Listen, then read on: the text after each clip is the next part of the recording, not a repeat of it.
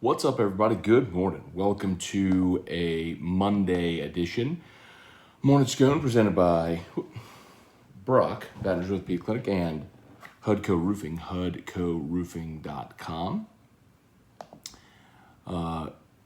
If you are on Facebook, please like the page, share the post, like the page, share the post, like the page, share the post. YouTube, smash that like button. We appreciate it. It's game day. Who dat? Saints against the Seahawks in Seattle. I was going into the bye feeling very confident about this game for the Saints. Confidence has been shaken a little bit.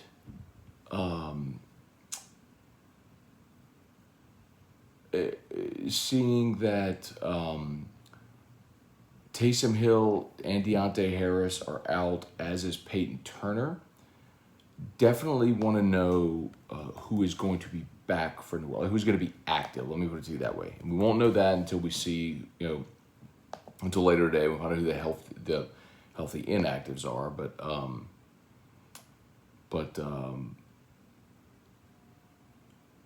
I'm super hopeful the Saints are getting some good news and maybe getting back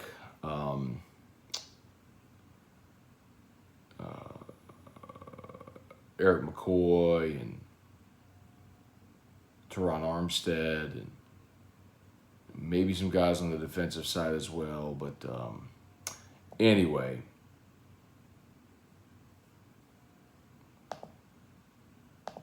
sorry. I was scrolling the Saints Twitter just to see if there's anything that I missed before we start. So, all right, let's say some good mornings, but decidedly less confident today given the fact that both Deontay Harris and Taysom Hill are out. I think they just add such a dimension to the offense that is not easily replaceable. If Mike Thomas were healthy, if we knew Traquan was going to be out there, if I knew everybody else was back, I might have a little bit different feeling. But Taysom gives you that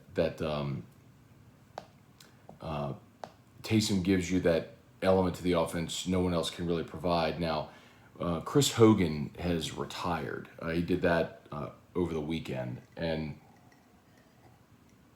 perhaps Chris Hogan's decision to retire is reflective of news that they're getting guys back, which would be fantastic news if it happened that way. All right, let's say some good morning, see what y'all got. Jay Amber, good morning. Truax, what's up? Stacy Fontenot, good morning, Stacy Fontenot. How's Drew, baby? Drew is doing great, Stacy. He has had a little bit of a cold, just, snot nose, but that's, just normal kid stuff. But, ooh, which reminds me.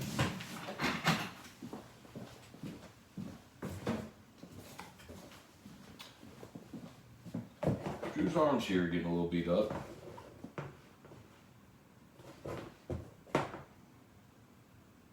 Hey.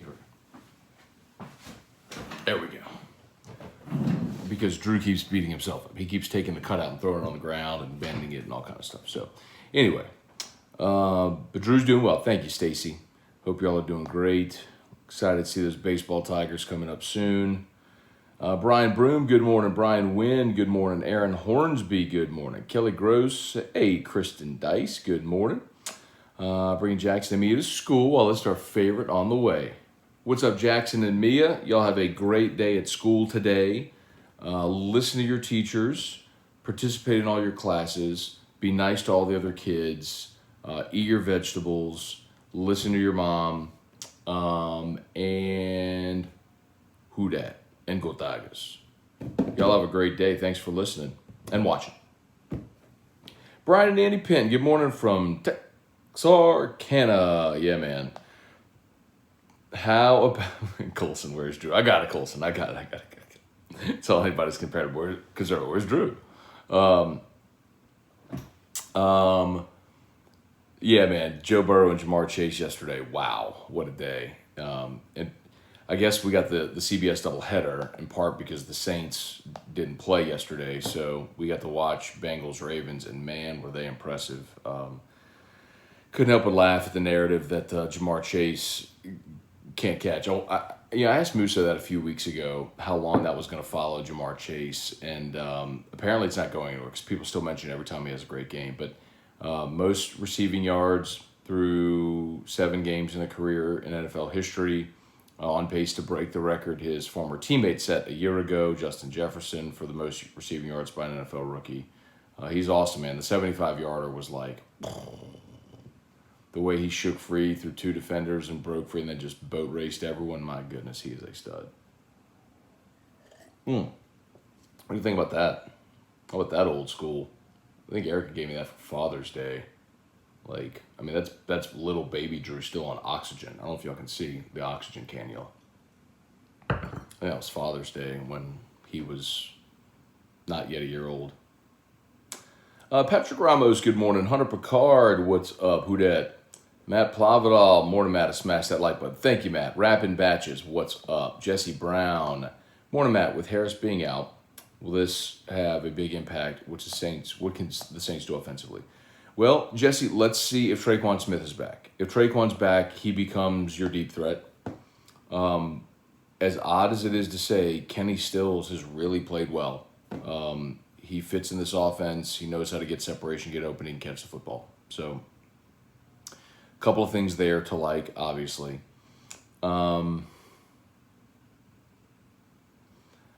mentioned it. Obviously, you've got Kamara. I mentioned this last week, and I don't know how many heard it on AFR, but I really think if Nick Vanette is back, that's going to have a positive domino effect on the offense. Here's what I mean.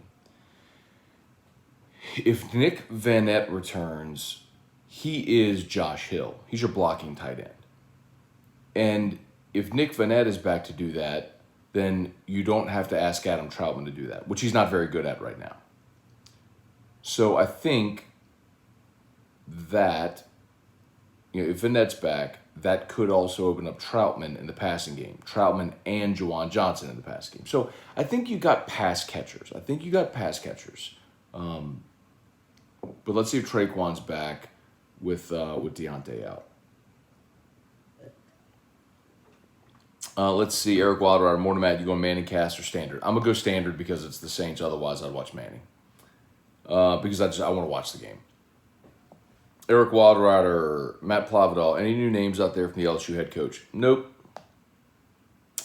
Steven sure could use some lemon cookies after Saturday.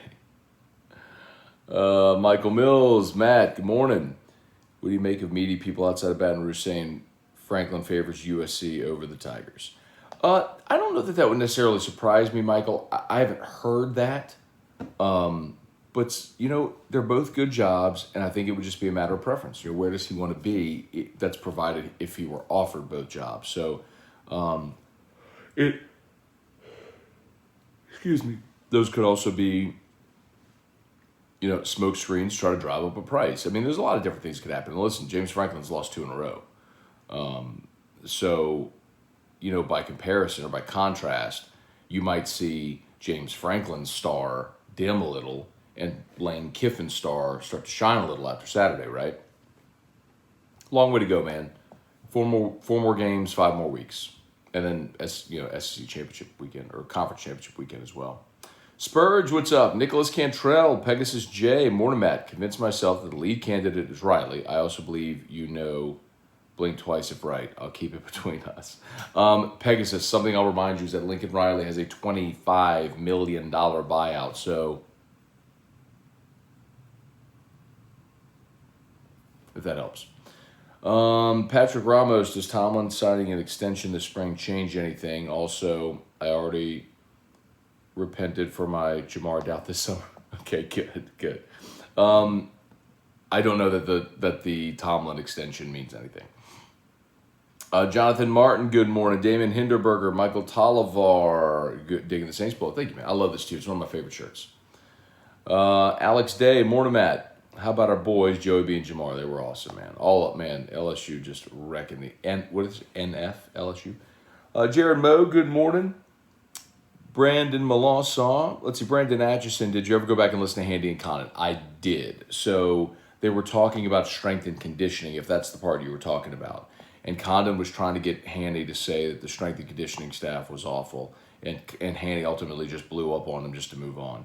But I understand Handy's point, and as much as I love Rich, he doesn't always listen. and that can be difficult to work with.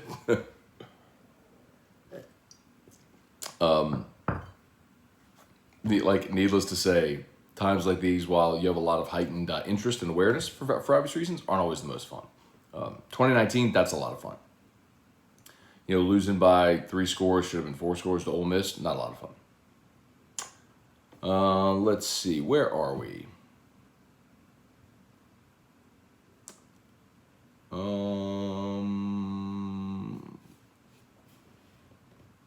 Let's see, Aaron Hornsby. Bill is a versatile player that changes the dynamic of the game. I guess you mean Hill.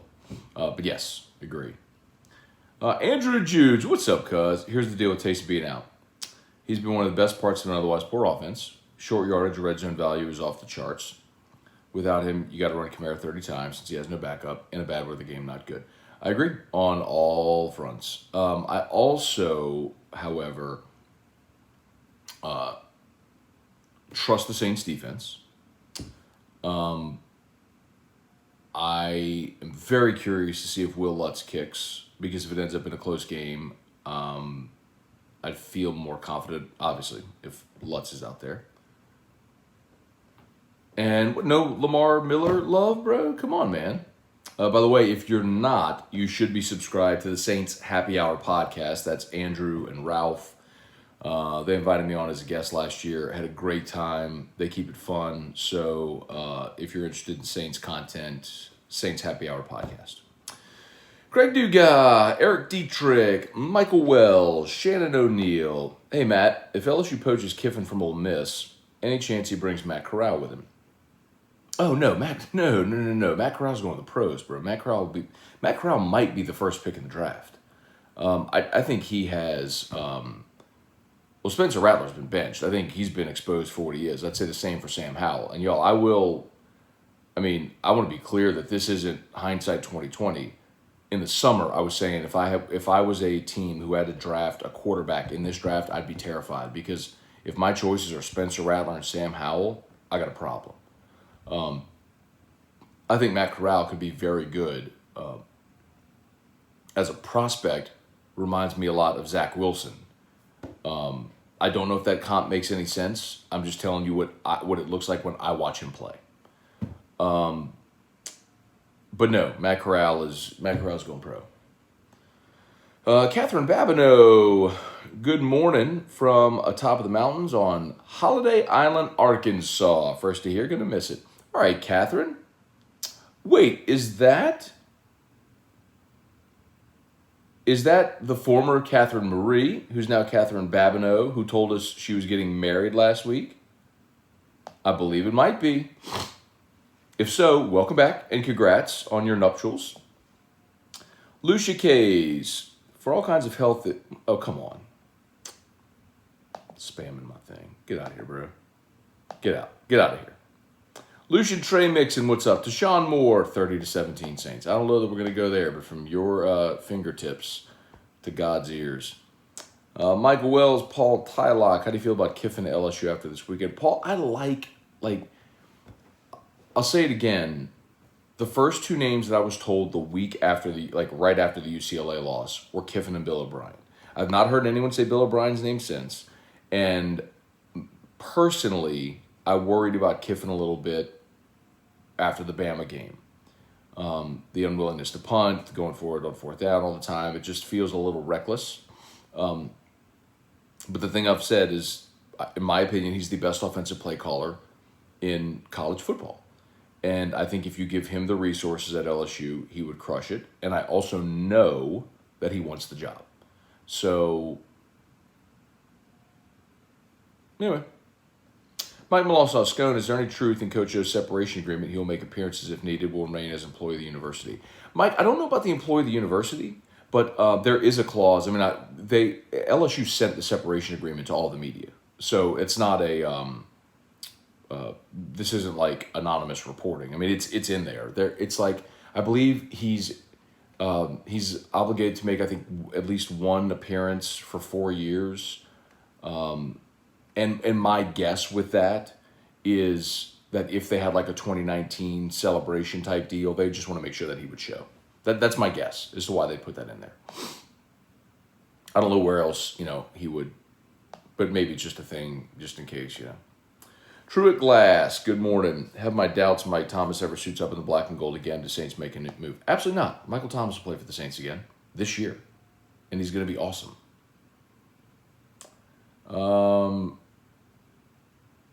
Justin Hutchinson said zero truth there. Justin, you're wrong, because that's in the separation agreement. I mean, I can look it up and read it for you. I don't have time right now because it's 7:50. Oh, God, it's 7:50. Let's see. Chewy, does Chase get rookie MVP? Chase, I sure hope he gets offensive rookie of the year. Justin Jefferson deserved it last year, and those cowards gave it to Justin Herbert just because they wanted to give it to a quarterback. I don't think there's an obvious choice for a quarterback this year. You had all the quarterbacks at the top of the draft. Lawrence hasn't played well. Fields, no. Trey Lance obviously didn't play last night. Zach Wilson's hurt. So, yeah, I think so. Daniel Sinedge, Jared Pettijohn, Brian Wynn, thoughts on taking Max Johnson out of the game? They were just giving Garrett the game was out of hand, and the offense wasn't moving. They scored 7 points by that point. The 7 points in 3 quarters, they needed to try something else. I'm good with it. Aaron Hornsby, Franklin is a better coach. Kiffin jumps around. I could agree in parts, maybe. But I also, I think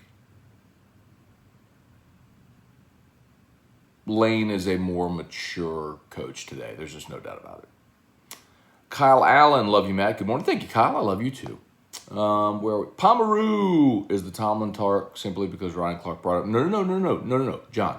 Ryan Clark only brought it up because Doug Whaley, the former Bills GM who worked in the front office with the Steelers, brought it up on the Fan in New York. So my feeling on this, and I've been completely transparent. I feel very confident in saying, based on reliable sourced information, that Scott Woodward floated within the agent community a very large contract number to see what kind of interest he would get. That's something that I, based on sourced information, believe absolutely happened. I was told the number. I'm not going to tell you the number for reasons you might understand, but I'm not going to tell you the number, but it was a big number. And my guess, now this is where I'm guessing, is that part of that inbound interest came from Tomlin's camp. That's my guess. So it has nothing to do with Ryan Clark. Ryan talked about it on my show because I asked him to after Doug Whaley mentioned it, and it got a lot of play on the Fan in New York. Okay, I'm so sorry, y'all. I got to go. I know there's a whole bunch of comments I haven't got to. My apologies. But Mike and them, what's up? I'm sorry, y'all, but I got to go. I got to go get Drew up. Got to get him to school. There's a bunch of comments. Doggone it. All right, do me a favor, please. If you are on YouTube, smash the like button. Facebook, like the page, share the post. Brock Rock and Wine, y'all. Brock Rock and Wine is this Saturday. If you're looking for something to do Saturday for the open date, Brock Rock and Wine, food, booze, live music, Renaissance Hotel, all benefiting the Brock Foundation, brortho.com, brortho.com for tickets. And, of course, Hudco Roofing, hudcoroofing.com. Locked on LSU today. Scone and T drops today. And then AFR 3 previewing the Saints on the way to the black and gold Super Bowl in Seattle. Okay, see y'all. Peace.